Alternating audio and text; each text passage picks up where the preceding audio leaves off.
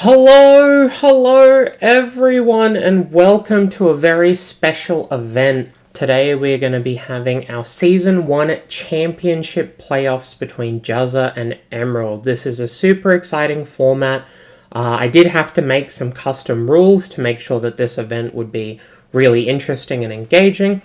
But the short version is, in Season 1, so across every VFN from January to March, Juzza and Emerald scored exactly the same number of invitational points and won exactly the same number of events, which was our tiebreaker.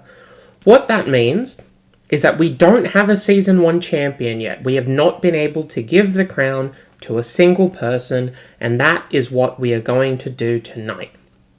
Juzza and Jack have been filled in on all of the details, and I've got a Discord group with them. But on screen, you can read the rules of what today's event is going to look like. I'll go through that in a bit. But before we get started, my name is Volty. I will be your host for tonight. Today is going to be Australian 7-point Highlander in a custom conquest format being held on Magic the Gathering Online.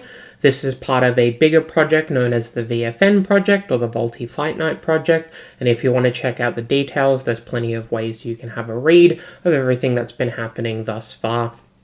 The VFN series is proudly sponsored by Josh and Pat's MTG Bazaar. Click the link down below and join the Facebook group and pick up all of the TDM cards that you're looking to buy for 7-point or the upcoming modern seasons. And if you want to join in on the VFN fun, you can sign up to Mana Traders via my coupon code VOLTY or the link down below. You'll get a kickback the longer you're with them, and a little bit of that will bleed through to me as well. Getting into the rules. So the players will have brought 3 unique decks each. They have submitted those decks to me, and I have verified that they have not broken any of the deck construction rules. The deck lists are available in chat, but they are also available on the server in the VFN General channel if you want to have a read of them or have them open. Each pointed card can be used a maximum of twice across the 3 decks. So you cannot register the same Grixis deck 3 times in a row. At least 12 unique pointed cards must be used. So this number was a little bit high, but I kind of really wanted to encourage a bit of a diversity in the deck options. It is theoretically possible with the first rule that you could register something like Time Walk, Spellseeker, and Psychic Frog, do that twice, and then play another, 4-card point spread, but that just wouldn't really be engaging. This gave us a little bit of flexibility in making sure that the decks were quite interesting and diverse, but at the same time, I didn't want to constrain people. There is no restriction on unpointed cards. I didn't want to stymie anything. Having to work out how many flooded strands and where you could put them was just going to be too much of a headache, so there were no restrictions on unpointed cards. So that's the deck construction rules, and we'll go into the decks that the players have brought. In terms of the match structure, each player, before match 1, will ban 1 deck from their opponent's lineup. They will then play up to 3 sets in total, and that will be a best of 3 match. So each set will be a best of 3, and overall will be another best of 3. Each set is going to be a best of 3 with a 30-minute timer, pretty standard. I did bump it by 5 minutes just to make sure timeouts weren't too much of an issue. If you lose with a deck, you can continue playing that deck in the series, but once you win with a deck, it is done. So in order to win the overall best of 3, you must win with each of the 2 decks that have not been banned from your opponent. So if your opponent decides to ban deck A, you need to win with deck B and win with deck C against your opponent's decks, which may line up so that we see multiple decks appear against different parts of the spread, but at the same time it really depends on how many games we see going. Now, we're going to go through the deck lists one at a time. I think this is going to be the most interesting part of this event. Is what the players brought. Now, Juzza and Jack are notably mid-range fans, however, they are very flexible and have played many archetypes across the VFN series. However, I do think people will be a bit surprised by what they've brought. So the first deck is going to be Emerald's deck A, and that is Eldrazi. The deck is relatively stock. It does have new Ugin from TDM. It also has a couple of interesting options or developments. So we have a Repurposer and a Conduit of Ruins. I noticed those changes. Spawnbed Protector is back in the deck. Goalless to give an extra bit of ramp. The All Is Dust is in the main, which I think was a very interesting choice. Really expecting Juzza to be bringing, a couple of mid-range decks. The rest of the deck is kind of stock. The Palantir main is pretty interesting. The mana base does have a Ghost Quarter, which I think is a concession in the Conquest format for an Eldrazi mirror. So heads up if that pays off. And then the sideboard does have a series of artifacts for Khan. It has a Thief of Existence, a Choke, a Carpet, and an Ugin as non-artifacts, as well as a Battle Mage, But I do want to highlight that this sideboard does not have a Mycosynth Lattice. So Jack is not going to be able to Khan Lattice Juzza out of the game, really going to lean on being able to have sideboard cards that are viable in every matchup. Moving on to Juzza's deck 1, we have Omnath. This is not Omnath Walks, this is a tried and true 4-color mid-range deck. We have Oko and Teferi, couple of mana dogs, some premium threats. We have a Flage, a Tameo, and a Ragavan as pointed cards in the creature section. We then have a 4th Earlingus as the next one, a Force of Will, and a One Ring, and that would size up for the deck. It has 21 lands, pretty stock. A lot of the mana base is functional. There is Abyss Aju, and then the sideboard is pretty stock, I would say. I do think that some of the choices are a bit narrow, and that's likely, a concession to the format. Going back across to Emerald's deck 2, we have Grixis Reanimator. So this is an archetype that Emerald has tinkered with. He has messed around with Reanimator multiple times in the VFN series. Moving from Sultai to Grixis is interesting. Does give you access to Faithless Looting and a couple of Red Blasts. He's also notably playing a Fable and paying a point for that. There is an addition of Ureni, the Song Unending. I'm not entirely sure if he's actually tested this card, but it does look pretty scary. It has pro white and black, so out of the large removal for creatures, it's pretty safe. So I think this is going to be a very interesting card to see if it resolves and what that looks like. There are some other notable cards I want to highlight. He's playing the Unmask, which is pretty uncommon in Reanimator these days. He's also playing an MT, likely for Show and Tell, and a backup VT. Fell the Profane, which is pretty interesting, and then a Currency Converter as sort of a fair card. So pretty cool deck. Sideboard, pretty stock, I would say. Kind of all of the cards you would expect, except maybe the Harvester, which is a bit interesting. Notably, Emerald and Juzza have started playing a lot more Obsidian Charmor, and that's something that I think the wider community hasn't quite caught up with. For Juzza's deck 2, we have Eldrazi. So we have an Eldrazi deck on both sides of the fence here. Whether they both ban it, or whether they both allow it, and they just sign up to potentially play an Eldrazi mirror, will be very interesting. The list itself, we have a Territory Color, which is a new addition. The Thief of Existence is in the main deck. The All Is Dust is in the main deck. There's a Khan Silex where the Palantir was, the Mystic Forge, which Jack omitted. The mana base is pretty stock for Eldrazi. I will say the Bajuka Bog is an interesting choice here, especially without Goalless. But obviously most of the people in the format are using their graveyards. For the sideboard, pretty stock. Bunch of Khan targets, a couple of non-Khan targets like Ugin, Carpet, and Choke. Mycosynth Lattice is present in Juzza's sideboard. Whether or not that will be relevant is largely dependent on whether or not he draws a Khan the Great Creator. That's kind of just how this matchup goes, but being able to actually close the game out might be something that Emerald doesn't have access to, and therefore might be an issue. For Emerald's deck 3, we have Jund. We have actual, factual, just straight up Boomer Jund. There are a couple of new additions here, like Tersa Light Shatter. He's also playing the Glisser. He's also playing a Headliner Scarlet, which is pretty aggressive. So big fan of that. His threat base, we've got a Point in Deathrite, Nethergoyf, and Ragavan. So very committal there. We have 2 points in Renin 6, and then if we go down to the mana base, he does have a Wasteland and a Strip Mine for that Renin 6. For the spells, pretty usual sweet, although Jack is playing a Sinkhole, which I think was such a sick addition. Really interested to see if that pays off. Mana base, relatively functional. It has a Strip, it has a Waste, it has a Besieger, it has an Arena of Glory, but otherwise everything else is pretty stock. And for the sideboard, he's playing a Compost. I don't really know what to do with that. The rest of the sideboard, very, very stock, except for the Charm War, but again, Emerald and Juzza have been playing a lot more Charm War than other people, but registering a Compost is pretty sick. We'll see if that matters.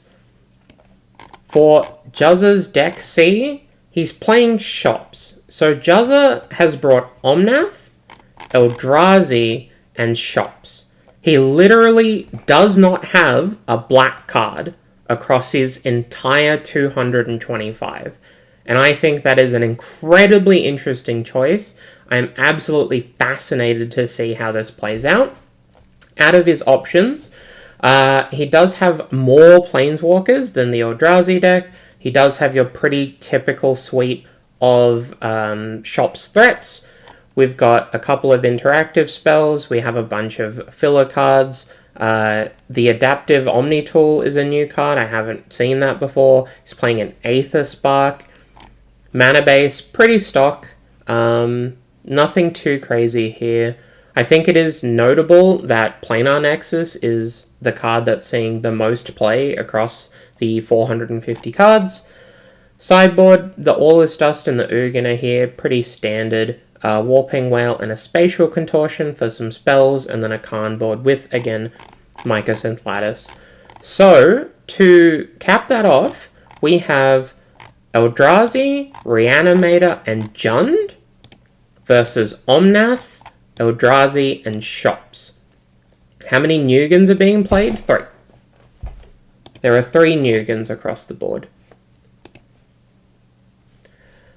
Alright, going to get confirmation soon from what decks the players will ban. Message Juzza.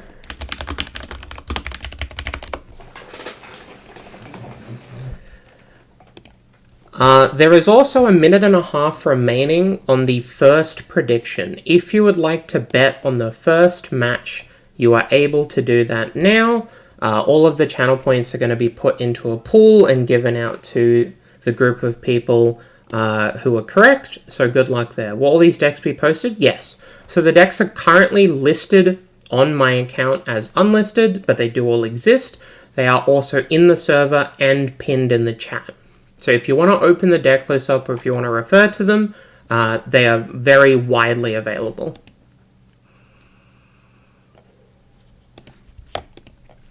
Alright, I have Emerald's ban.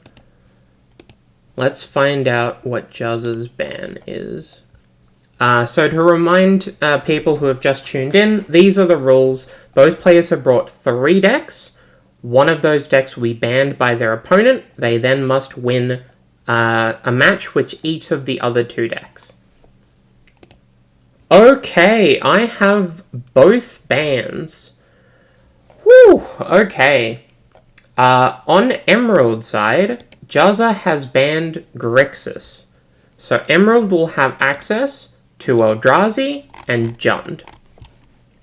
On Juzza's side, Emerald has banned Omnath. So it is going to be Jund and Eldrazi versus Shops and Eldrazi. That is the matchup spread.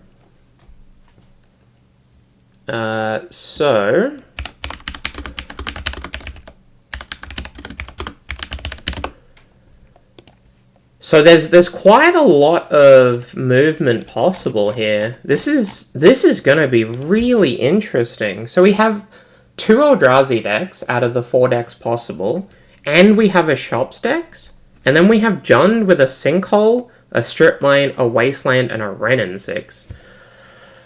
Whew, I think it's going to be incredibly important for them to figure out what the first deck to queue up is. So, on Emerald's side, he knows he's going to be against big mana. And whichever of his decks he feels better at running into big mana, he's going to queue up. However, Juzza will have to work out which of his big mana decks he wants to pair into that expected deck, and whether or not... I think the odds that we see on Eldrazi Mirror are pretty high. In order to not see it, Emerald's Eldrazi deck would have to beat Shops, and Juzza's Eldrazi deck would have to beat Jund. So I think it's incredibly likely that we're going to see an Eldrazi Mirror, which should be very, very interesting. Alright, well,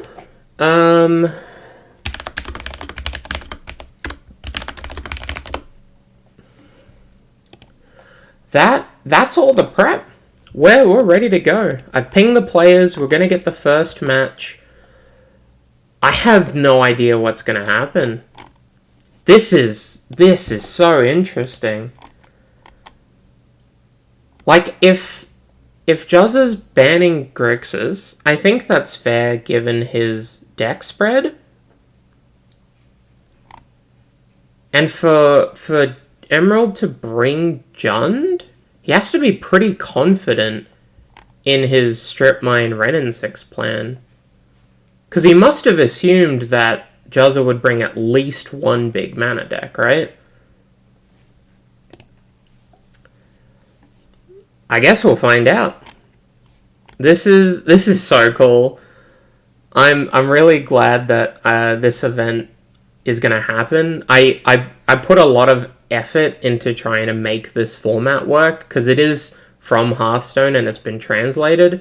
But I think this is pretty good. If anyone in chat has any ideas about how we could potentially improve this, by all means you can say something. But otherwise, let's get hyped. This is going to be so cool. This is 2 of the, I would say, undisputed best players of 7 Point in Australia, battling it out, and it's just a straight up 1v1. 1v1 fight me.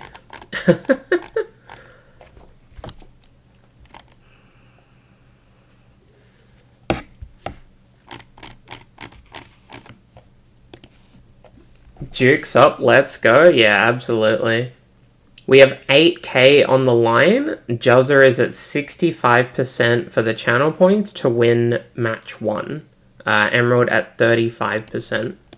So a lot of points potentially going to move around here. Alright, let's see what happens. Emerald wins the first die roll.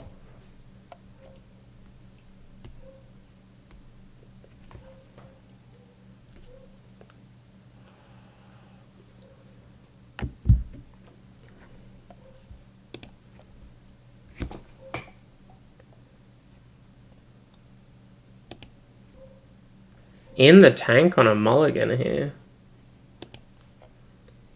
I mean, he knows roughly what he's up against. Mulls to 6. Juzza also mulls to 6. Both players gonna 6.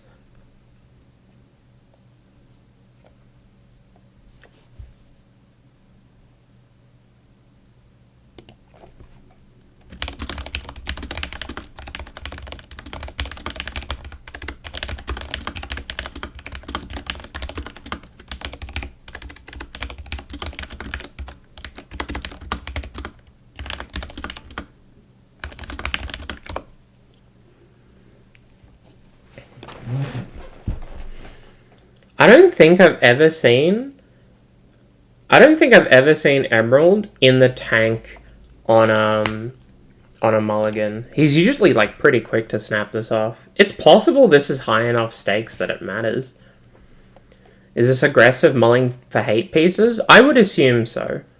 So on Emerald's side, he knows he's against big mana. So if he's looking for Strip Mine or Wasteland because he's on Jund, then it would explain the mulligans. If he's playing Eldrazi, he might have just been looking for a functional hand. Both players keeping 6. It's going to be Eldrazi from Emerald's side. And he's running out an It that heralds the end. What are the stakes? So the winner will get $100 cash and entrance into the challenger bout, which will be against me. Forest Sol Ring gets snapped off by a misstep. Terrific start here for Jack. Yeah, so the winner will get $100 with the chance to get another $100. They'll get a seasonal crown, but whether or not they can take the belt off me is going to be a different story. And, you know, I would put a little bit of faith in myself to put either of these guys in the dirt.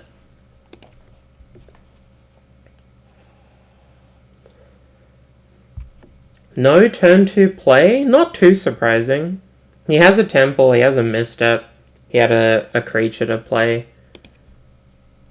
Would make sense that you'd keep a 6 that looked like that. And Juzza with a slow start now that his Sol Ring's gone. Just playing out a bog. I mean, he's not under a dramatic amount of pressure. If he gets like Ancient Tomb Smash It, it's going to be a problem. We'll see if this is Bash for 2, say go.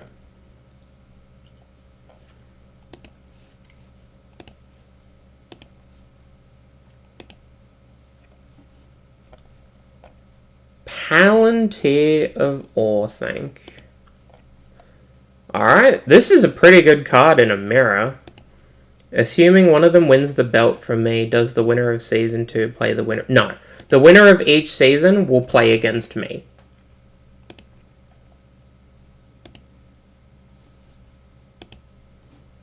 Bins an Ugin Eye of the Storms and gets 7 damage. Absolute destruction.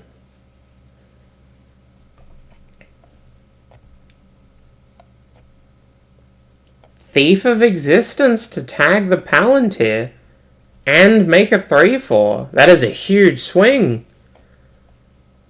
He took 7, but he's currently kind of got the board. He's behind on mana. This is a close game already. Nugan is garbage in the matchup? Yeah, of course it is. Just like all is dust in old Ugin. I think getting 7 damage out of your Ugin is definitely best possible use of the card. In this exact matchup.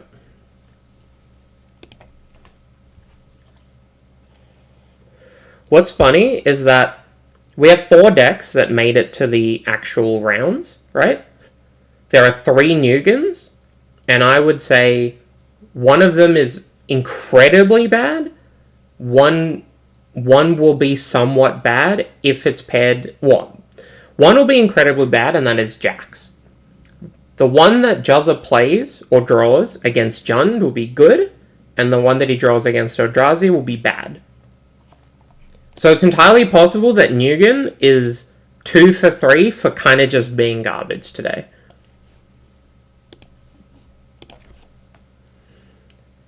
Entertainment Quarter go. Jack's out of steam. His Palantir blew up. The main deck Thief of Existence versus the main deck Palantir. Cradle's just a forest. Does have 4 mana this turn.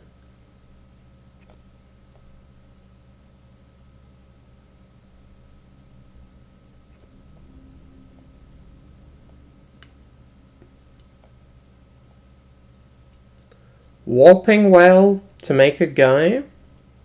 You have 3 mana left over. For a Silex, sure.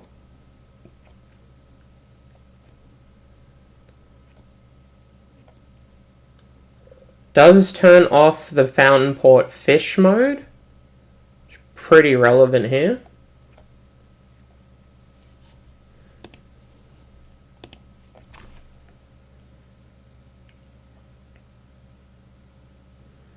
Both players down to 2 cards in hand now.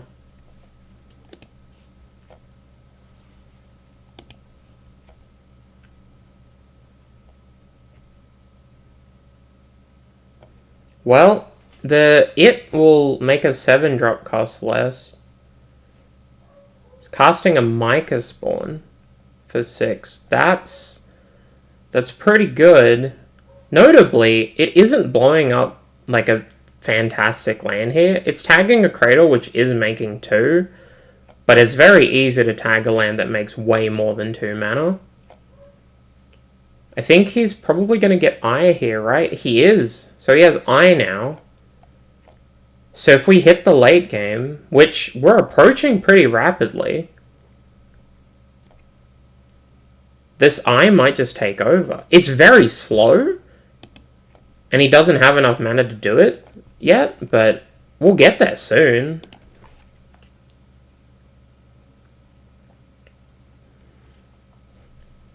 Juzza firmly behind on mana now. Not the end of the world, though. Definitely a lot of lands he can draw, and mana sources he can draw.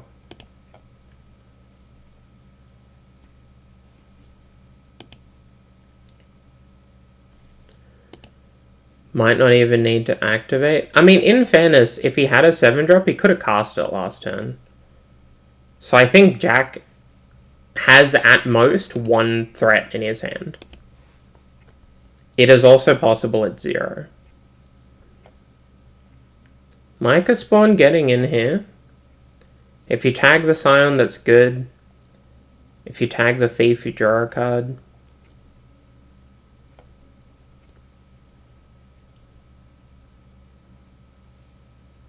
Is this Confluence?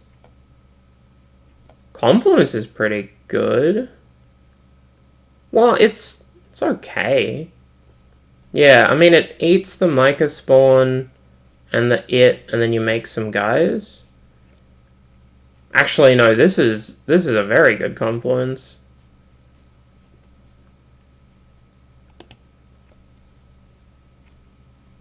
Looks like everything's happening.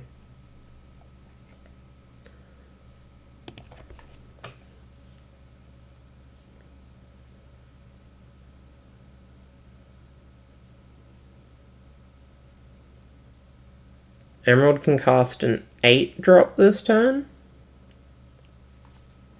If it's an Eldrazi. 5-drop if it's not. Drowner makes some guys. Sure.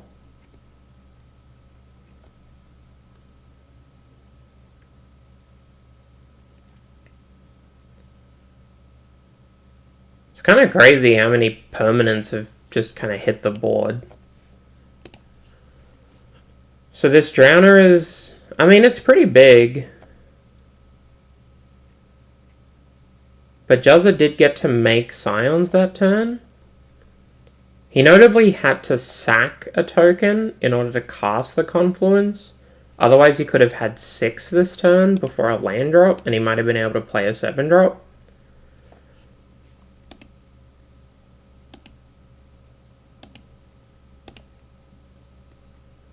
Rumble, okay.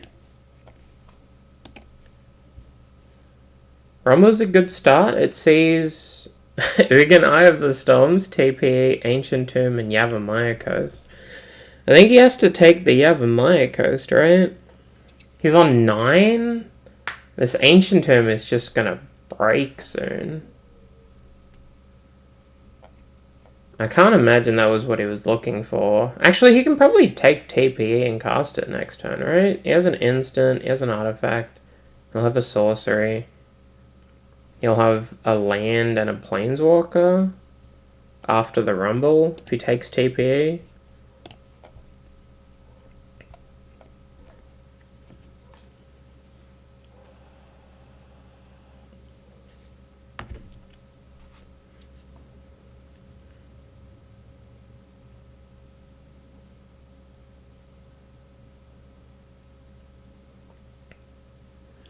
I think it's between TPE and Yavimaya Coast.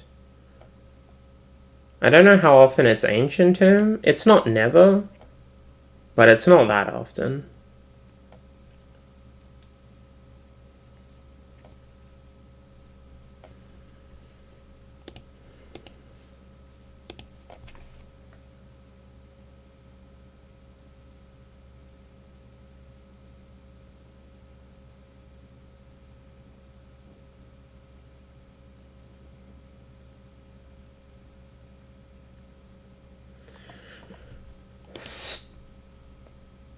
Takes the Ancient Tomb. Okay, that means he's playing something this turn, right?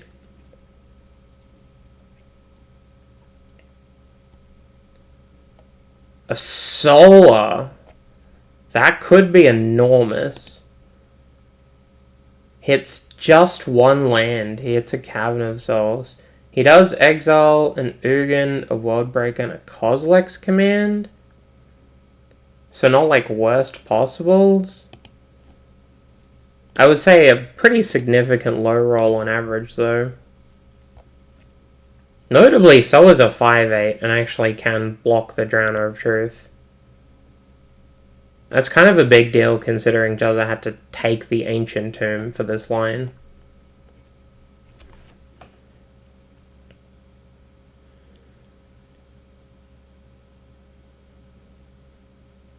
Jack playing out Glimmer Post, probably with the intent of activating Eye this turn. Is there any way for Juzza to punish that?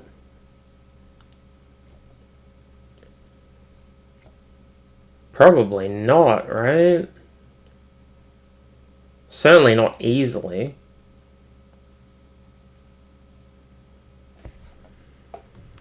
This is so tense. How's it feeling in chat? Are y'all freaking out yet? This is, I would say this is the highest stakes VFN match we've had on stream. Like, ever. The bragging rights through the roof.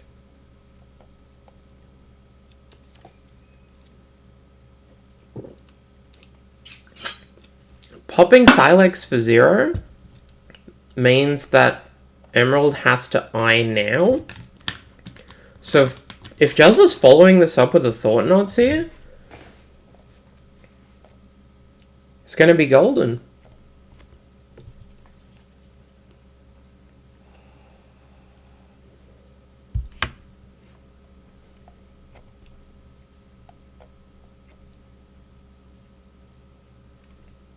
If he doesn't get Thought Knot Seared, I think Emerald wins with pretty much anything he can slam next turn. He can't slam Nulamog though. He's currently one short. So he might have to get like a Solar, right? If he gets a Solar, he gets this Cradle. He is going to pick up Ulamog. If he has a land in hand, he can slam that next turn. And if he does, he probably wins the game on the spot.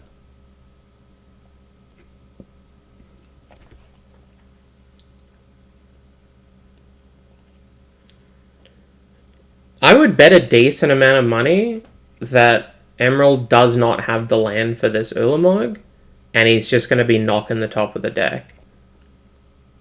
Some real sicko shit.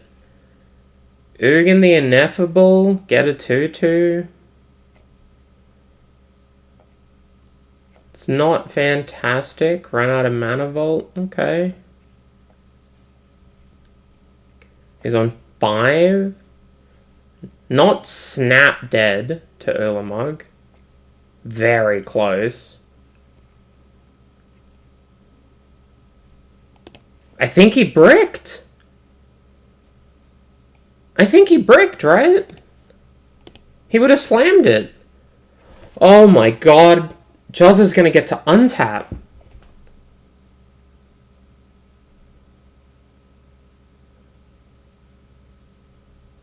Can't even activate Eye again. I mean, he can cast pretty much everything in the deck. Except the Ulamog in his hand, TPE. I think that's it. I'm pretty sure he can cast everything else.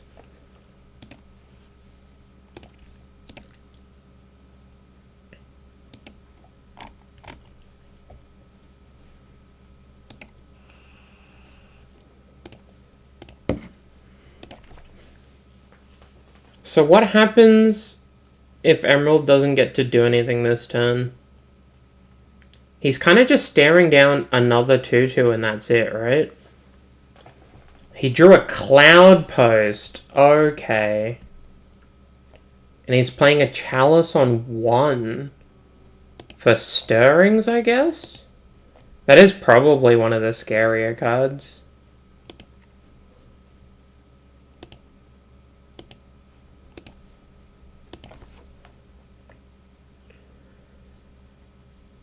He wouldn't have been able to play the Chalice for like 4 or anything. So yeah, I guess it's 1 for Stirrings.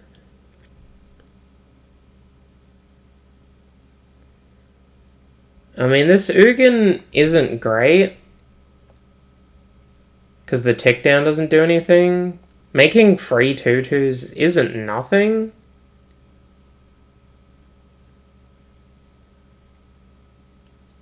And considering the board texture, he can probably crash in with the 2/2s just to draw cards. Because Emerald either has to block or not block. And both are probably fine.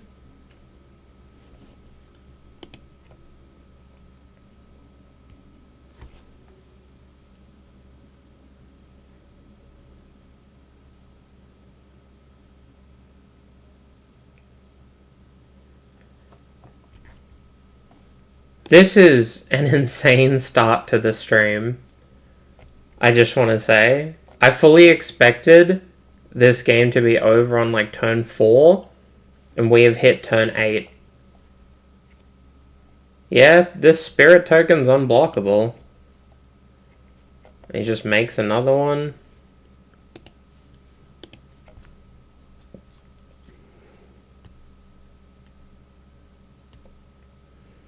See if he drew anything.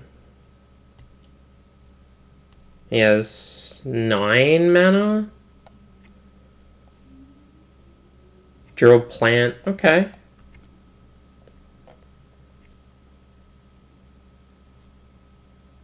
So Emerald's going to be able to cast this Ulamog this turn. I don't know what he's going to hit, though.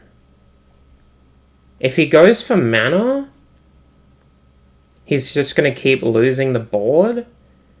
If he hits the Ugin, like, does that matter? I think he's just going to go for, like, Ancient Tomb Mana Vault here.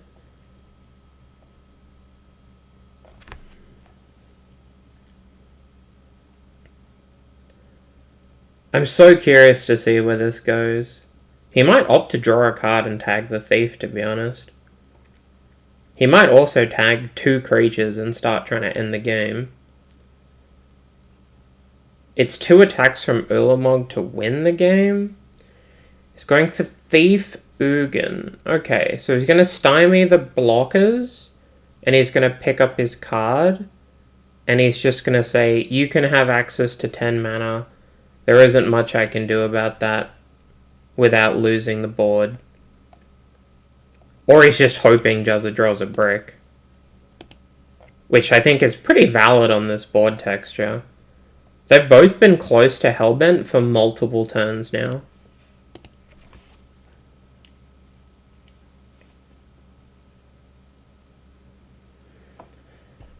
This is a big draw step. If Juzza loses 20 cards, this game is still winnable. If he loses 40 cards, he's dead on the spot, obviously. But if he loses 20 cards, this is winnable.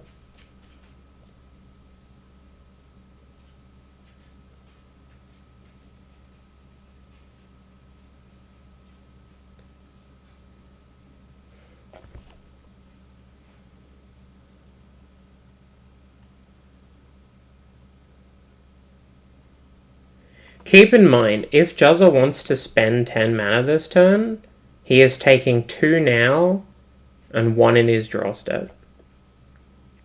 Attacking with just a spirit, gonna get blocked by a fish. Okay.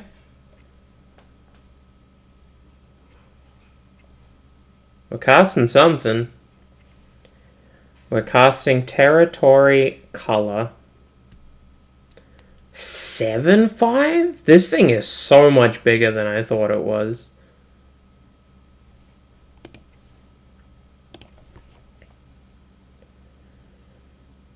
So Ulamog's gonna get to attack. It's gonna clear out 20 cards. It's gonna presumably be blocked by a spirit token, and Juzza's gonna draw this card. See what he exiles.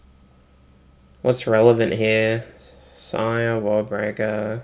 Khan TGC is relevant. Some other sources. He still has his own Ulamog.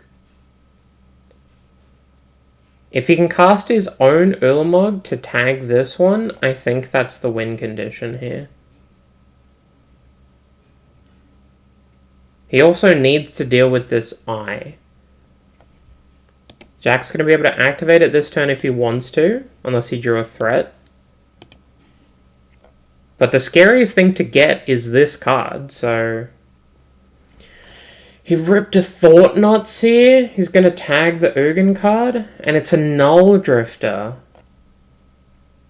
Ooh, okay. Well, that reduces Juzza's window for outs. But I still think he's trying to just rip a Ulamog. Right? I don't think much else matters here.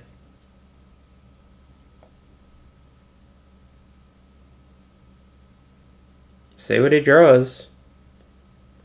If it's a land, he gets a reroll.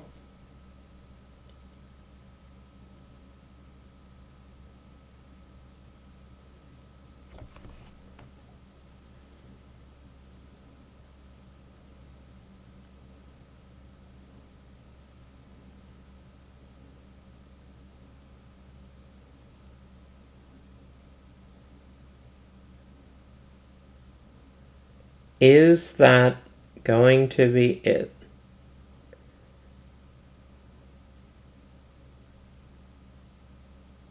Is this Dismember on his Spirit token? Oh, it's Dismember on Thorn Knots here for a reroll? Okay. The middle number is the game score. The outside numbers are the match scores. So if he draws off Thought Knots here, gets to play a land that jumps him back up to 10, doesn't hit it. Jack's going to take game 1. Yes, it is best of 3, best of 3. We are in for a long night of Magic. That was the first game of the first match. And that took a full 24 minutes. I now kind of regret starting this at 7.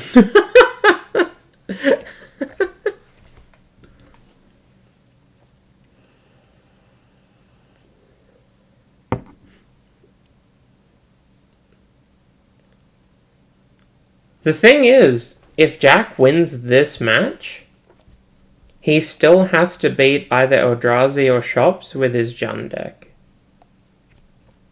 Strip, Waste, Sinkhole, Renin 6 is a hard call-out. And it might pay off. It might not, but it is entirely possible that that is just the amount of aggression needed. Because he also is playing Ragavan at one point. And that card ends games pretty quickly.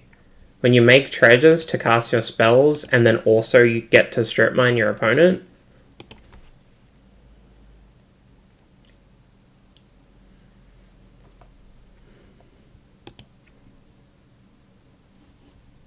Both players, pretty medium sideboards for the mirror here.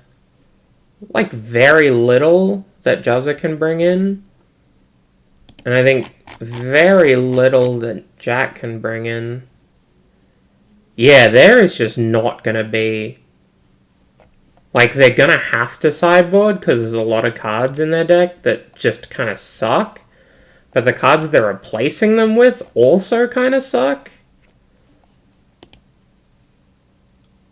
Is Nugan going to stay in just because you can draw cards, I guess?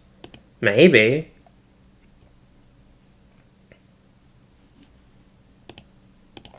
So Emerald has to cut and all is dust. Unlike Nugan, this card actually has no text. Maybe the Chalice. Maybe the Misstep. Probably keeps in all the interaction. What are you bringing in? Haywire Might? Battle Mage? Thief?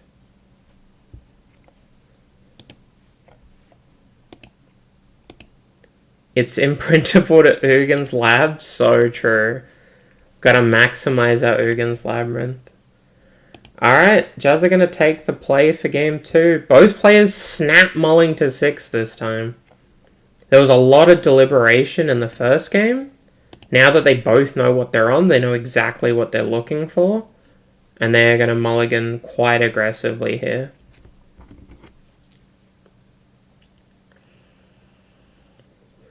I wouldn't be surprised if it's like 5 cards versus 5 cards. Can we determine all Mana Clash rounds by our Eldrazi mirrors? Absolutely not.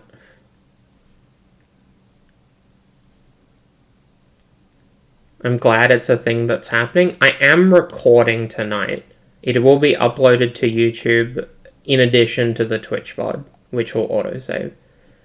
Juzza going to keep 6, Jack down to 5, and either deciding what 5 to keep or whether or not he has to go to 4.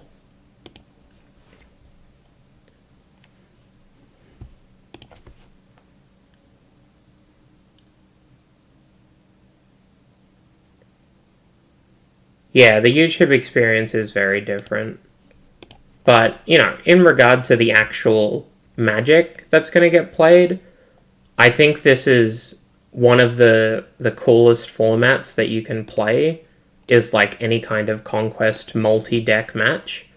I thoroughly enjoyed my time playing Hearthstone tournaments because of Conquest. The fact that none of that exists for Magic kind of just sucks. Ancient Tomb, yet that heralds the end. This is a historic event. Yeah, this is the first time we're doing something like this for VFN. Like I said earlier, I think this is the highest stakes VFN match that we've ever seen. What is Conquest? So both Juzza and Jack have registered 3 decks that have to be unique and not share too many points. They have then both banned a deck from their opponent's lineup and are playing a best of 3 with the remaining 2 decks.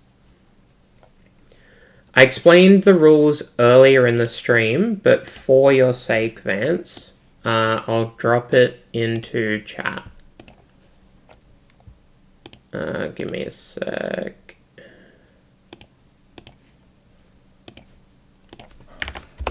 Alright, there you go.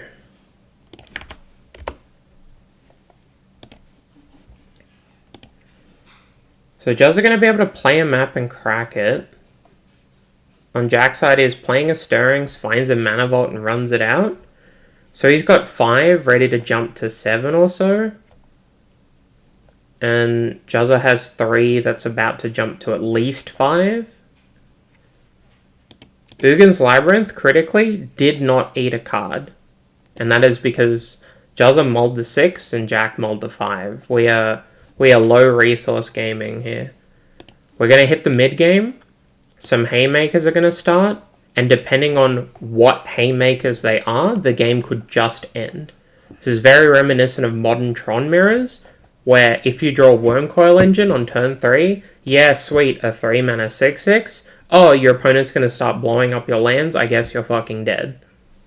And that is exactly what's going to happen here. If you play a Reality Smasher, Yeah, sure, it's a cool big thing, but if your opponent kicks a Micah Spawn, you are just dead. He's mapping for Cradle. He needs the green mana, right? Does that mean he has a Micah Spawn here? He isn't going to be able to kick it. But if he has Micah Spawn, he's running it out. It is Micah Spawn, okay. So this gets to jump him from 4 to 7 without a land drop. And Jack is at 5. If he plays a Nexus, he jumps to 7. If he plays any Soul Land, he jumps to 7. But then he'll lose his Mana Vault mana. Where Juzza's mana is all lands at the moment, which is a lot better than the Mana Vault and Grim Monolith. He's getting Eye. I like it. I like it. So what's Jack's best play here? Solar? Kicked Micah Spawn is probably best possible, right? Maybe Fleshraker +++? That might do it.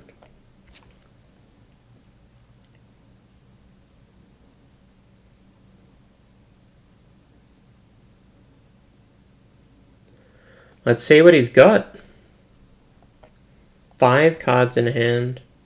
5 mana before a land drop. Staring down some relatively inconsequential creatures. Although if he can pick off the creatures, it shrinks the Cradle. But then, if he doesn't interact with the board, Juzza is going to untap with 7 effective mana. 8 if it's for an Eldrazi, that costs a lot. He's running out of Goalless. Okay. He's tapping his Mana Vault for this. But he's getting a land back, which is essentially Micah Spawn. And if he's getting Nexus, he can use the Mine for 2 mana this turn.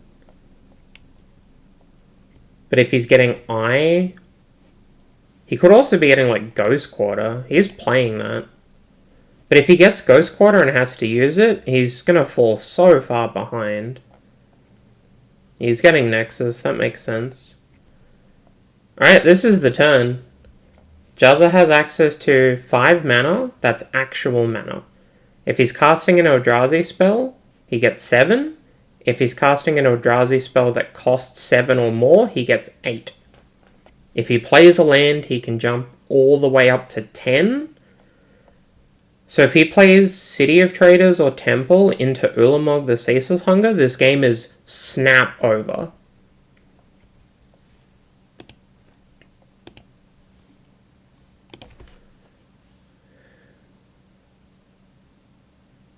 Is this Fleshraker? Smasher? Okay.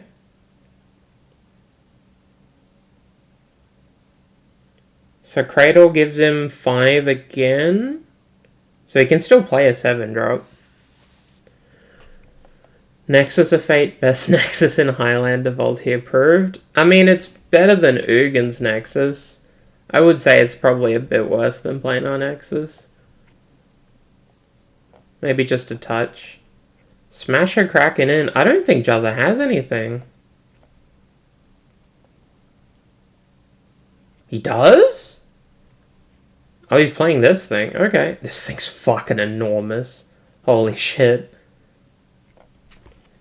Jack's going to 9. He's untapping with 5 mana. If he plays a tower, he goes to 8. I don't think that's going to be good enough. With a ring, he goes to 9. The thing with Eldrazi is that one of its best catch-up mechanics is playing a bunch of sweepers at 7 and 8. In the mirror, none of those sweepers do anything. Spirit Dragon doesn't do anything. All His Dust doesn't do anything. He might have to, like... If he has Tower, Khan, and Snaring Bridge, that helps. But then Juzza just eyes for Thief of Existence and you're dead, right? Yeah. Juzza takes it down and ties it up. We're going to game 3. This is as intense as possible. I wouldn't be surprised if we get the absolute maximum of 9 games of Magic played today. That seems pretty likely.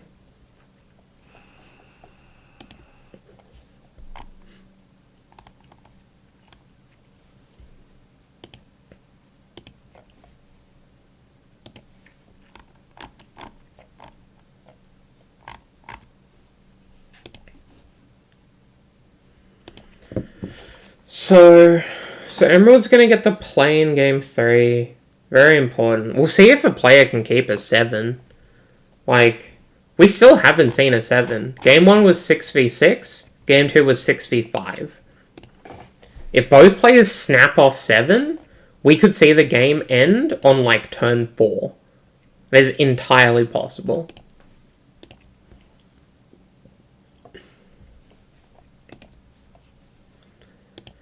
Yeah, agreed, Pinku. This is high stakes Magic at its best. These two are real competitors. Like, they will knuckle down and fight tooth and nail if whatever they're doing means anything to them. And I have a sneaking suspicion this means something to them. There's a lot of bragging rights on the line, because Juzza and Jack are very good friends. And whichever one of them gets to fight me, if they get a chance at bragging rights against me, that's probably worth a lot as well. I would say, even if this match was for like $250, I'm pretty sure the bragging rights would outweigh that and would be more important. Unfortunately, the VFN series isn't quite big enough for me to give out that kind of money, but tune in for 2026. If we blow up, I'm giving out so much. Alright, Emerald going to take the play. Not surprising. We'll see if anyone keeps 7. If you get lucky enough to be able to keep 7, it's so nice. Like, this deck can easily win on mulls to 5 because of how powerful it is. So when you actually get to keep the extra cards, it is such free money.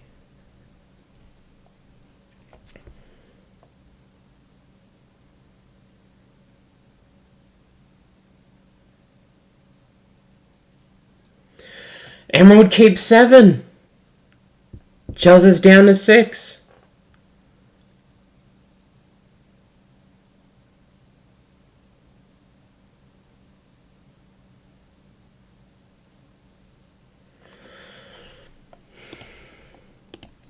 This is... He's down to 5! Oh no. Is this a level? Emerald could have kept a really sketchy 7.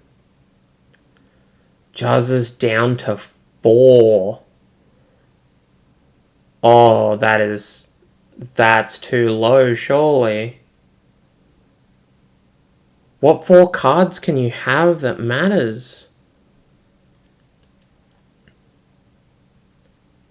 I guess you go all in. Turn 1 ring.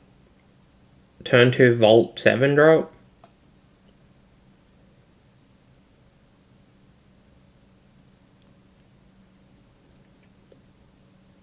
That decision from going from 6 to 5 and 5 to 4, those were quick decisions. Those were just straight up non-functionals.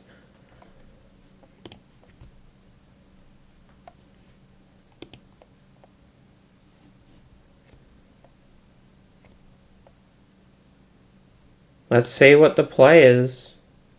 Entertainment go. That is so weak for a snap keep on 7. Did Juzza get baited to mulliganing? Is there a ley line of no Eldrazi? Yeah, it's called playing Price of Progress. Jack kept this off the back of a misstep. He snaps it off on a turn 1 map. Both players with just a regular land in play.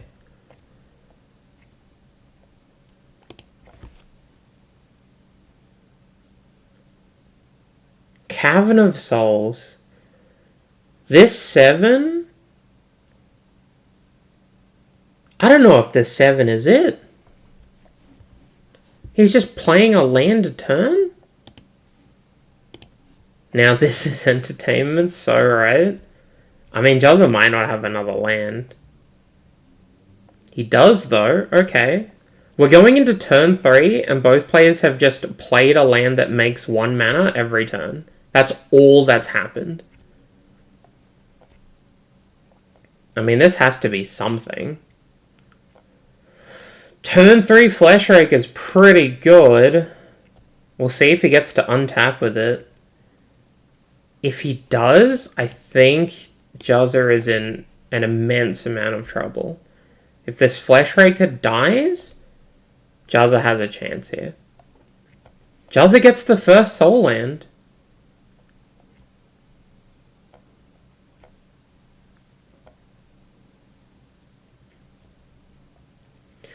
The Fleshraker died! He made 2 Scions! If Juzza's last card in hand matters, he might win this game on a Mulder 4.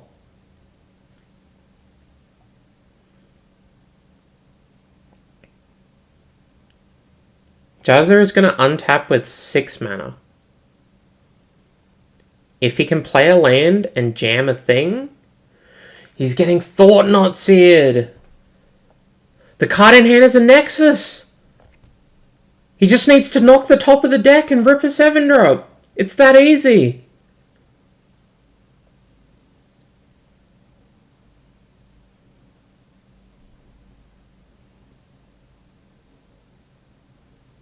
This is so intense.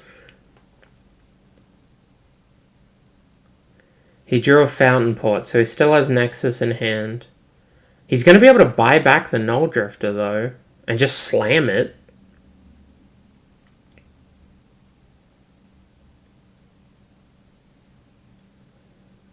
Jack has yet to accelerate his mana in any way. He was banking on that Fleshraker. He has played 1 land a turn, and all of those lands tap for 1 mana. Holy smokes.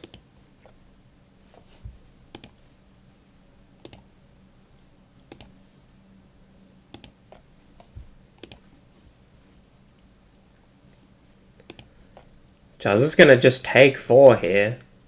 There's no way he's making a fish for this, right? You make a treasure? Oh, actually, if you make a treasure, you can't buy back this Null Drifter. He might block and draw a card. See what the card is and whether he can buy this back. He's not going to have enough mana.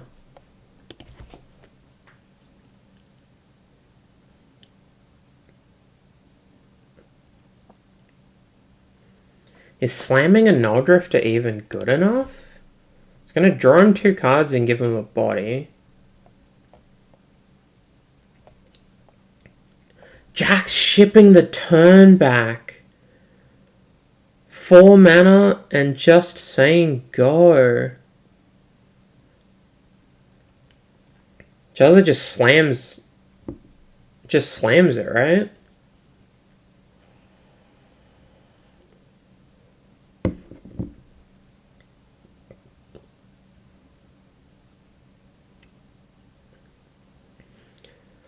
I feel like I need to remind everyone in chat, Juzza is on a Mulder 4, and I think he's winning this game. It is incredibly close, and Jack could have something with this 4 mana, like a Confluence or a Kozilek's Command.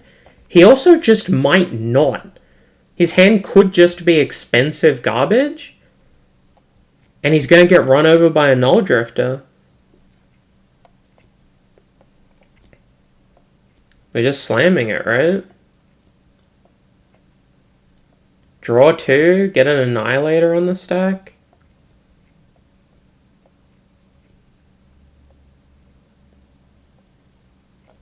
I mean, you can also just block the Thought-Knots here and draw another card. This Thought-Knots here didn't tag a card in hand. Juzza only had a land in hand. So if this Thought-Knots here dies, and he gets to draw a card, that's +1. Simple as that. I think he's casting a 6-drop. He's messing with his mana a lot. There's the Null Drifter. He's played a land, so he's going to ship the turn back. I don't know if Jack... He didn't have anything. I thought it might have been Confluence. Okay, he's jumped to 5. He has yet to accelerate his mana at all. He was genuinely just trying to get this Fleshraker online. Juzza doesn't fall for the bait. Annihilator 1-2 valuable here. Goalless is pretty big though. Goalless is pretty huge here. Plus, if Juzza's annihilating you with Null Drifter, he might be taking like 7. Which is a shit ton of damage.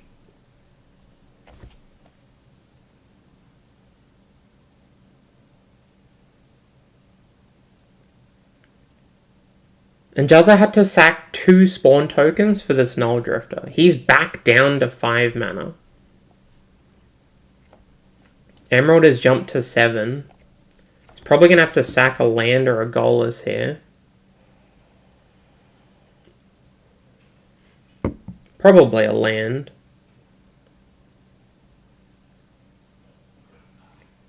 $12 to $14. Life totals will be mattering. I don't know how much they matter yet. I think it's still just a matter of someone establishing a more critical mana advantage. Or a board state advantage. If this Null Drifter can attack again, and Juzza gets to blow up 2 things with it, I think he probably wins. He plays his own Fleshraker. Does he have anything to go with it? I don't think he does. He might. 3 mana? He might. But this is what I was saying. I think Juzza's going to take 7 this turn. So if Jack just gets to, like, slam a Smasher, this Fleshraker's not doing anything. And if he keeps feeding lands to Null Drifter, he might just kill Juzza.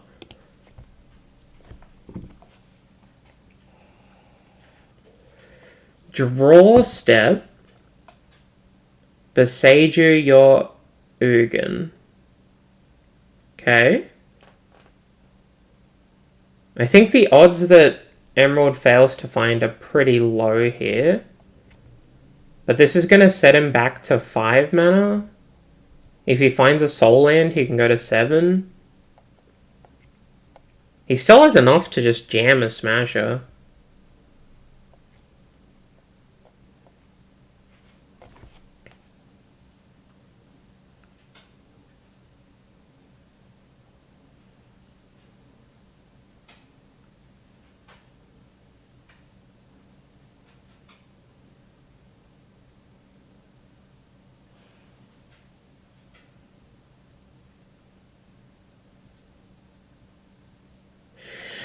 It is Smasher! The Fleshraker's dead!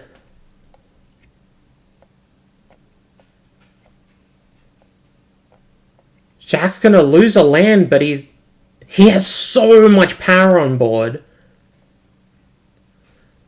There's no way this comes down to just slamming you in the face with garbage or Eldrazi, right?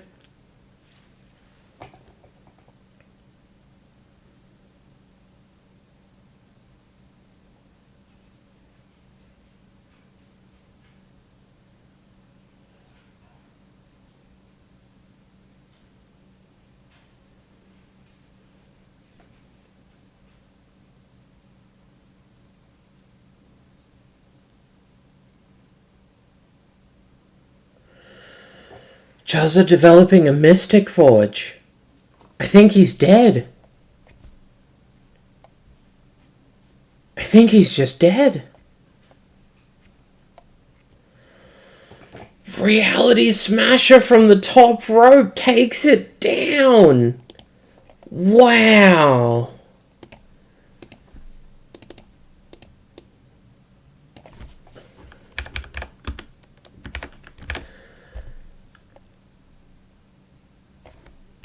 Emerald takes match 1.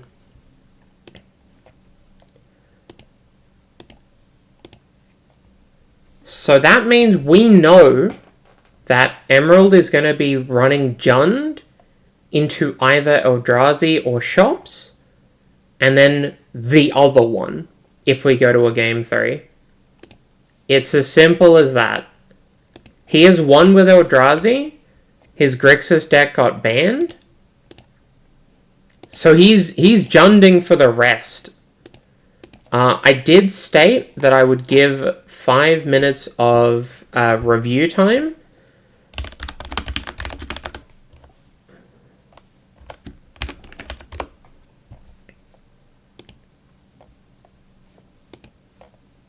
So we're gonna let it sit for a bit. Juzza will have 2 options to pick. Might not be too upset he lost in that case. I mean, it's a best of 3 and you lost a game. That's pretty important, right? But there is a channel points bet up. Feel free to bet whenever you want on match 2. I have to quickly let Bobby outside because I think he needs to use the bathroom.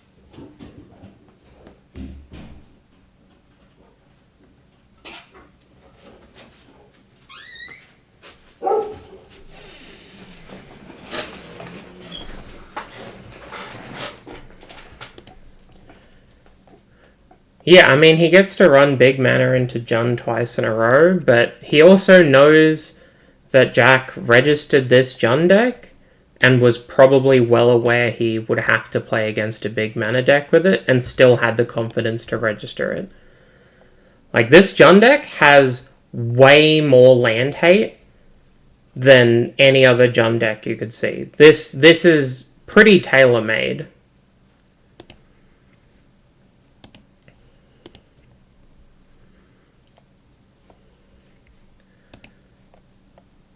This is so intense. Holy smokes. Alright, while Juzza tries to work out what he needs to register into this Jund deck, a couple of things. I want to remind everyone that the VFN series is proudly sponsored by Josh and Pat's MTG Bazaar.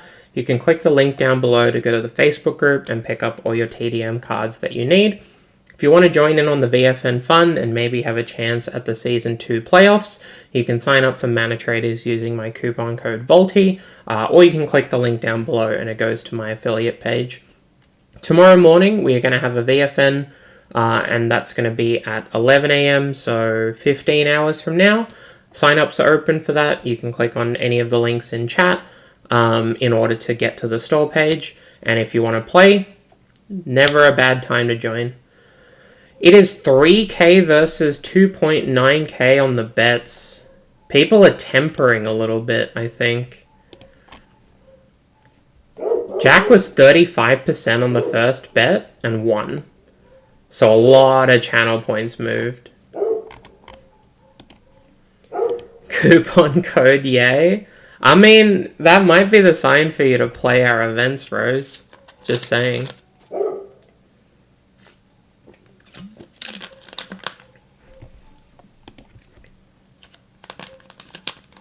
Alright, we are ready to go with round 2. Juzza will have the play draw decision. We know that Jack is on this Jund deck. Let's find out if Juzza is playing Eldrazi or Shops. Juzza keeps 7, Jack mulling to 6. I would expect Jack to mulligan to about 6 or 5, considering he knows what he's up against.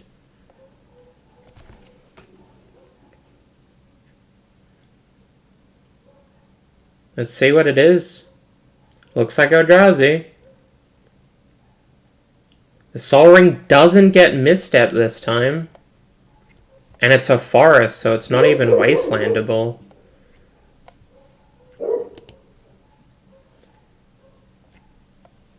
But Jack's going to answer back with a turn 1 Ragavan. This is probably the perfect threat for this game state, right?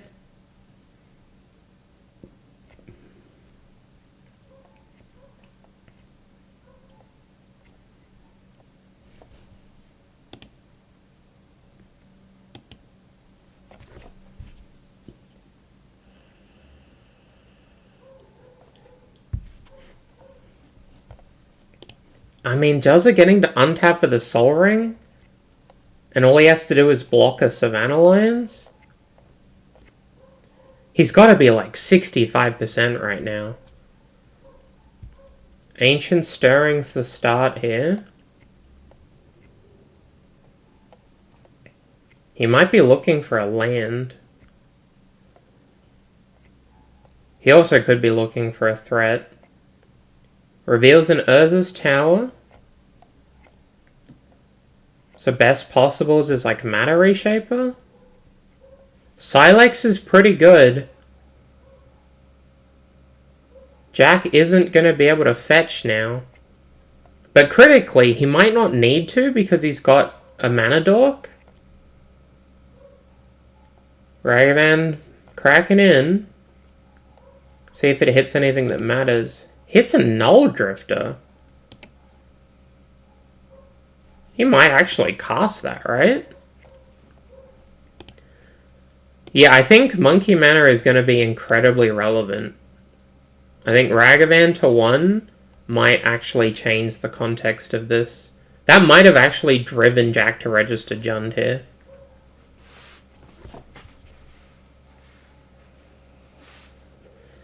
Runs out of Voidwalker. And has a strip. This is a lot of pressure. This is a lot of pressure. Voidwalker is straight up unblockable. If Juzza has to crack the Silex, he loses his Sol Ring.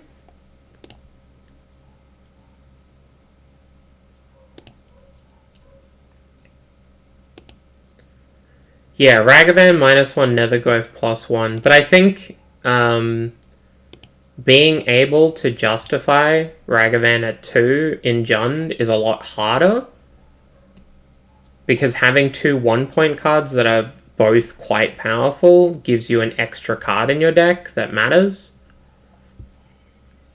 Juzza going to run out of Spider Tank here. And he had the Nexus for the tower. If Jack didn't have a Strip Mine, Juzza was going to play like a 7-drop. Boy howdy.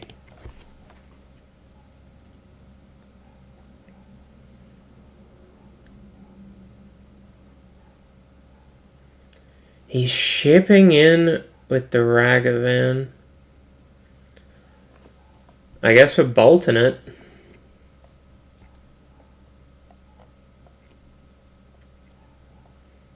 He finds a mana source.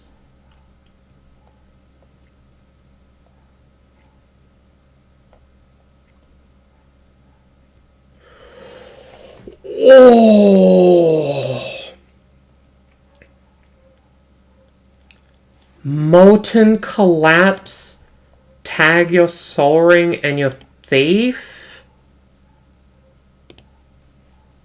That's pretty massive.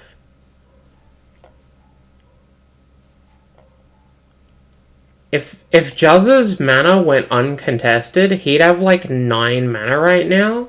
And instead, on turn 4, he has 3 mana.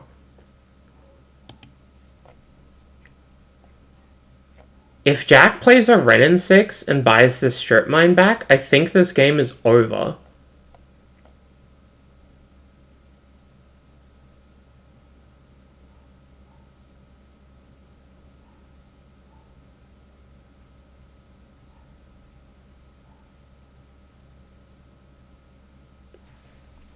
Looks like we're thiefing the Silex. Or playing a Sol Ring, I guess. Yeah, we're thiefing the Silex. Gonna keep the pressure up. That might be to protect a Ren in 6. Or it's to unlock his Bloodstain. Sure, sure. Teeth incoming? Could be. Grist? Not quite Teeth. Pretty reasonable on this board state.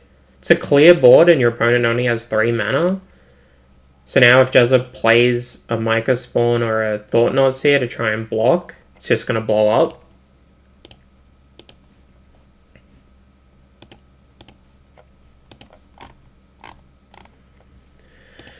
And Juzza develops a Cradle. He's stuck on 3 mana going into turn 6.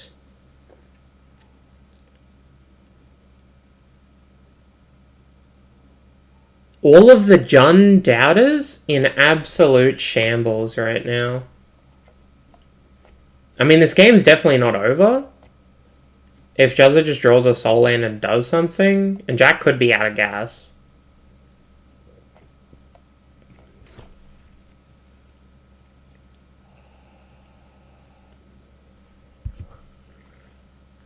He didn't do anything with 3 mana that turn.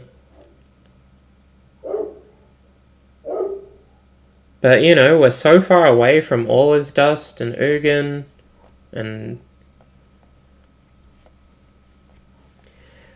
Jack takes the lead in match 2. Jund Doubters, absolute shambles. Molten Collapse plus Strip Mine and Thief just blow up all of your permanents one at a time. Pretty good. Pretty good. And if Juzza didn't block the Ragavan that turn to not trigger the Molten Collapse, he still would have lost his Soul Ring. And the treasure token would have also been scary. Could this be a sweep? I don't think so. Like I said, it's possible, sure. But I would not be at all surprised if we get a full 9 games. We are already 4 for 4 for games. And Juzza's going to be on the play going into game 2.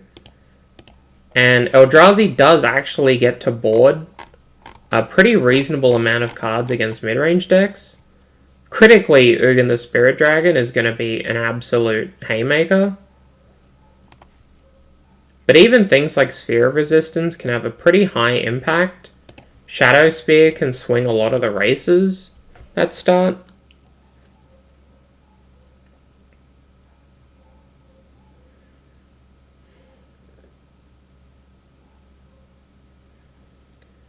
I really do want this to go to a game 3 or a match 3 game 3. That'd be so hype. And I'm definitely not one to count Juzza out. That man's a sicko. But Emerald does currently have 2 match points. That's how it is. He currently has 2 match points.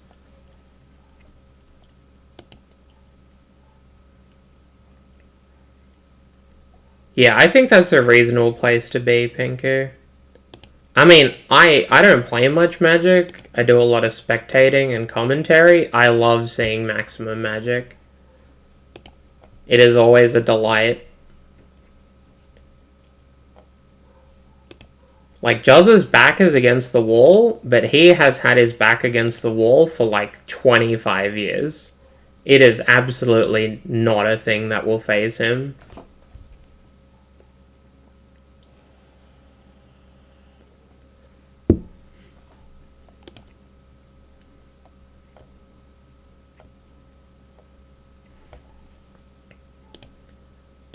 How much does Jack get to side here? So he has a Null Rod, a Brotherhood's End, an Oof, K-Com, Force of Vigor, Charmor. Pretty decent amount. Pretty healthy.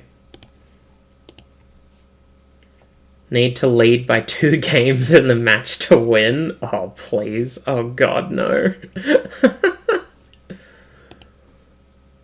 You just play a 75 card mirror and you're just there for 4 days straight? No. That sounds horrific. A strong mental game is a terrifying thing? Yeah, absolutely. I have teamed with Juzza and Jack at Magic events, and these two are steadfast, if anything. Like, absolutely stoic in the face of adversity. Subathon? Yeah, maybe. Is it turn 1 Ragavan again? Oh my god, it is! And it gets misstepped!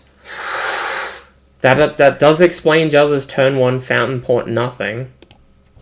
He has a misstep. Okay. This turn matters. Until you ask about Juzza's opinion on Kess. He has the Soul Ring again. And a 3-drop?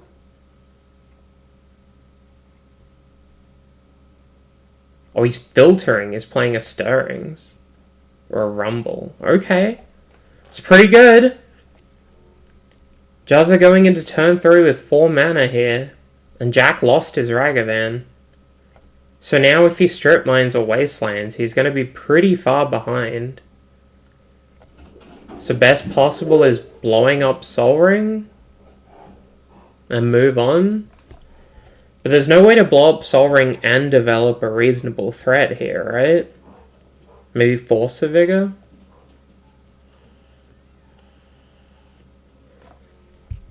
He takes Beseiju with Ancient Stirrings.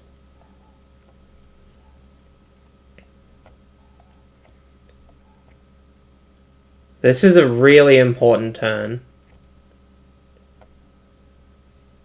Jack needs to do something incredible here.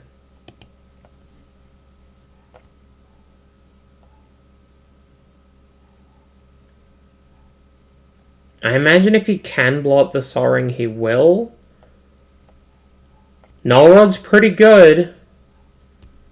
We do know that Juzza has a Beseiju. He does not have green mana without filtering through the Entertainment, and the Sol Ring is not making mana. And if he does Beseiju the Null Rod, Jack's going to jump to 4 mana, and in exchange Juzza will unlock 2. He's playing out the Beseiju. So his hand is just expensive cards, right? So this Sol Ring getting Null Rodded? Probably enormous. So what happens if Jack slams a Charmor here?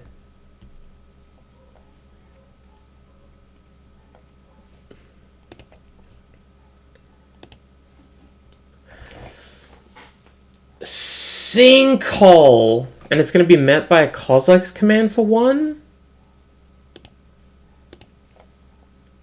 This is game 2. Yes, this is game 2 of match 2. And Jack has just ripped a Sinkhole onto the stack. Yeah, Kozilek's command for 1. So he gets a Scion. He gets a little bit of a look and a replacement. But he's losing this land. See if Jack has a land. He does. And a Death Right. So he can play a 5-drop next turn? Okay. Juzza can play a 4-drop here. 5-drop if he has a Soul Land.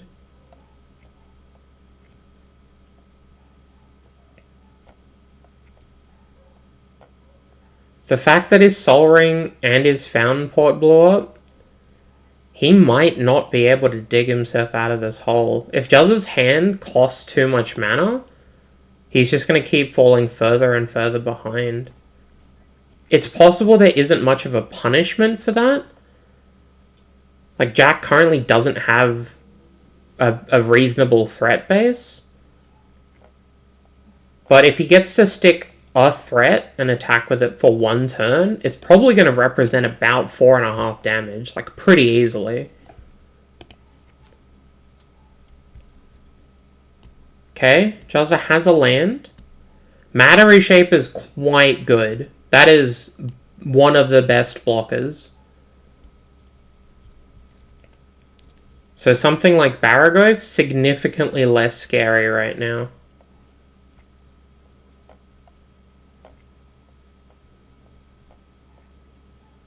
It's also a decent attacker into something like a Renin 6. Currently, Jack doesn't have a strip to buy back with Renin 6. Because his strip that he cast this game was a Sinkhole. But he does have access to a bunch of mana this turn. And 4 cards in hand. He will do something high impact. It's just a matter of what. 5/6 Tarmogoyf's pretty big. And then Drain 2, I guess? Okay.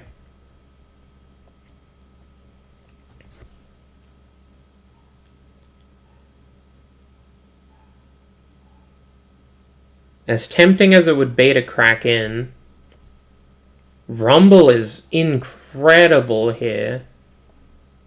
Finds a Confluence which you can't take, Talon Gates, Drowner, and Dismember. So he gets to pick a land here. If he phases out the Tarmogoyf, he can crack in for 3, but it's just going to attack him back, so that doesn't do anything. He still probably takes it over the Drowner, though. Unless he wants to try and cast the Drowner, but I don't think that's going to be viable. Bingo? Yeah, I didn't turn on the Bingo add-on today. Just because I really wanted everyone to focus on the magic. Because this is the most intense magic we have had on VFN. I don't even think it's close. So this is going to prompt the Deathrite activating now. It's making mana with it. Okay. Not going for 2 damage. Decay? Once upon a time, sure.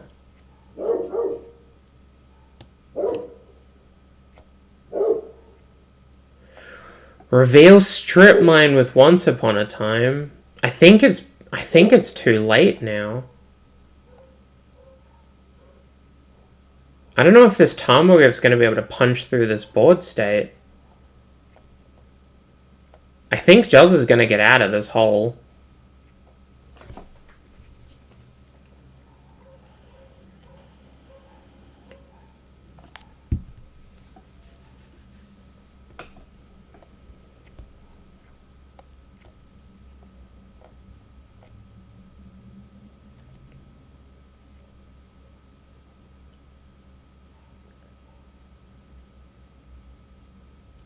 Is he thinking about a 3-drop? He could have a Thief here.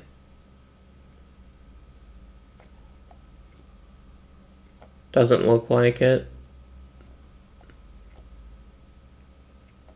Be curious to see if he attacks. Could just block with spawns, but I don't think you attack.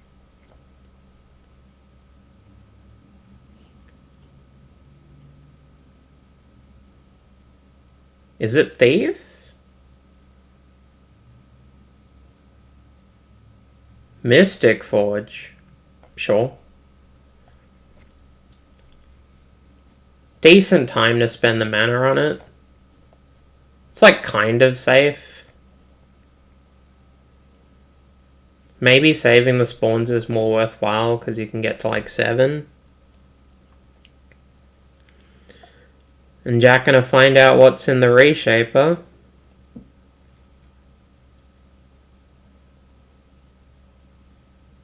It's a land. Land's good.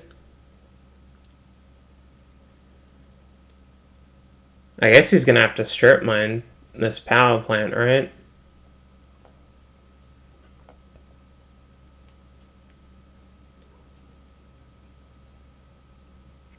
He's making mana?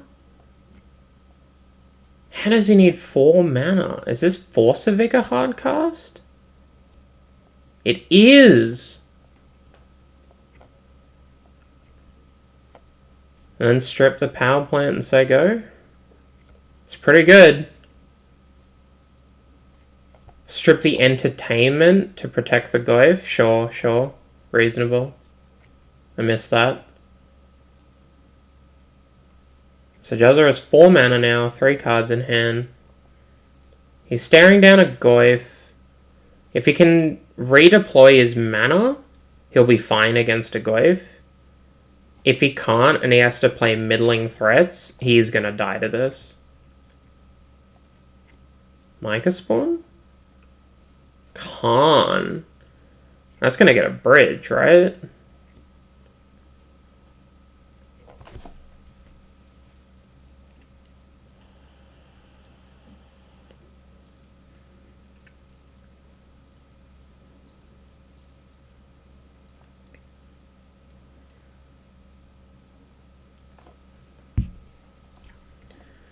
These colorless decks suck.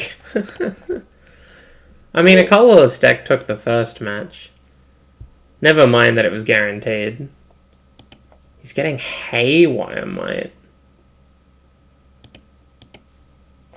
A blocker that gains him life. Might get to untap with his Khan. I dig it. I dig it. This critically means Jack needs to attack with the Deathrite to stop Khan Lattice. Khan Lattice isn't even that good in the face of a Tarmogoyf, though.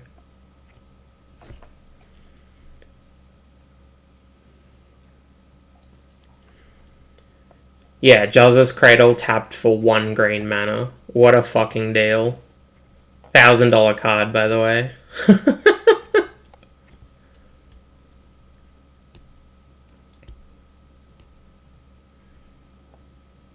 He's not attacking with Deathrite.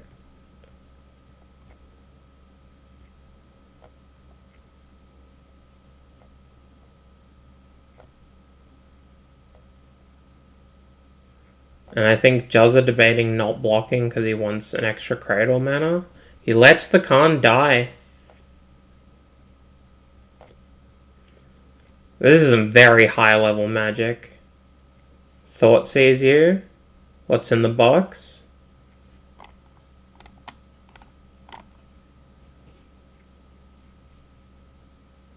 I assume like a TPE.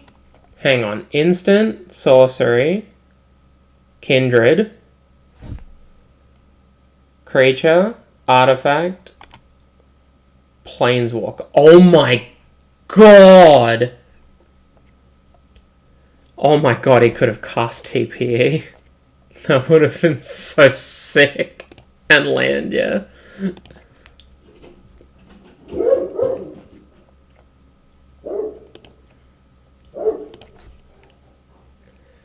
I just want to take a brief pause to highlight the level of magic that we're looking at.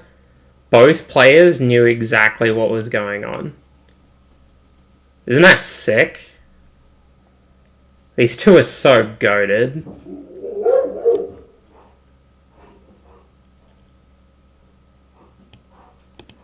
Runs out of FOMO to draw a card. Juzza looks dead as fuck. He needs to rip something incredible that he can also cast, which is asking a lot. Thief.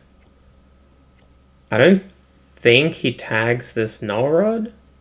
He is gonna tag it, okay.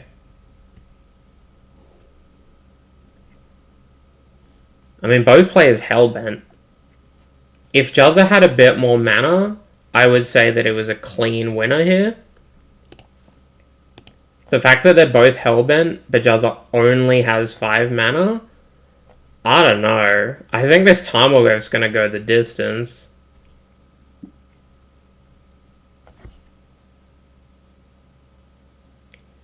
Yeah, we're gonna get 2 attacks with this Goyf.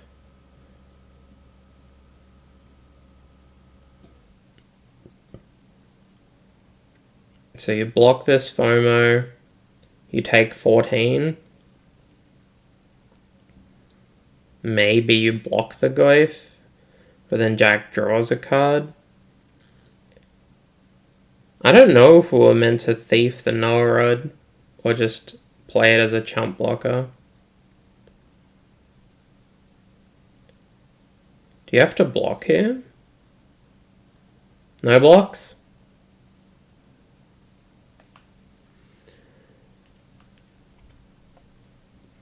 That is an 8-9 Tarmogoyf. Can we appreciate that? That is an 8-9 Tarmogoyf. Holy shit. And then develops a Glisser. Deathrite gonna tag for 2. This is the draw step. I don't know what he can hit. That's it! That's it! Juzza calls GG. Holy fuck.